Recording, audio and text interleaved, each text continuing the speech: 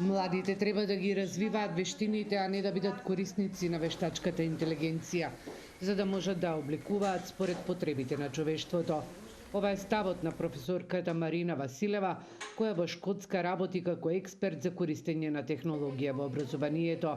Таа смета дека нашата земја е меѓу земјите во кои се говори на оваа тема, но редно е и да се почне со креирање на сопствен кадар кој ќе обликува вештачката интелигенција. Во светот, луѓето се поделени во 3 различни сфери. Некои веќе работат и се вклучени во курикулумот вештини кои што треба учениците од најмала возраст да ги развиваат за да креираат и да работат со вештачка интелигенција.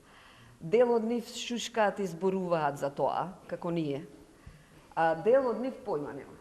Значи, сакам да кажам дека ако решиме како Македонија да тргнеме чекор напред и секој од нас по нешто да придонесе, барем да ја смениме свеста кај корисниците дека можат утре тие да бидат креатори, дека тоа ќе биде, не знам, убав чекор напред за нас. Ако треба да го дефинирате најголемиот ризик во областа на образованието во употребата на вештачка интелигенција, кој би бил?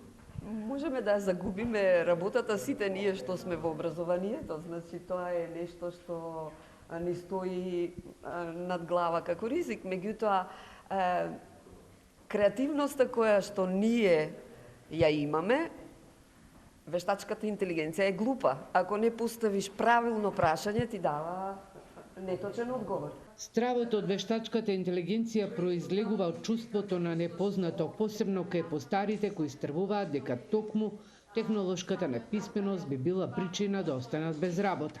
Студентите и професорите од Штипскиот факултет за образовни науки во наредната година ќе имаат низа на предавања за вештачка интелигенција во образовниот процес. Универзитетските професори сметаат дека посебно наставниците, освен традиционален, треба да имаат и модерен пристап во образовниот процес. Мора да се комбинира традиционалниот пристап, традиционалната настава со современата технологија, за да имаме попродуктивни резултати и подобри генерации, следејќи ги нивните современи трендови и текови, ако сакаме да бидеме дел од современиот воспитно-образовен систем, не само во Република Македонија, туку комплетно и во целиот свет на глобално ниво. Секогаш кога ќе се појави нешто ново, е да направиме една аналогија. Кога се појавила прв пат камерата, луѓето биле избезумени. Од една страна, од друга страна велеле дека тоа нема да трае долго, затоа што било поставено статично, минувало еден кадар и тоа немало ништо ново со неа.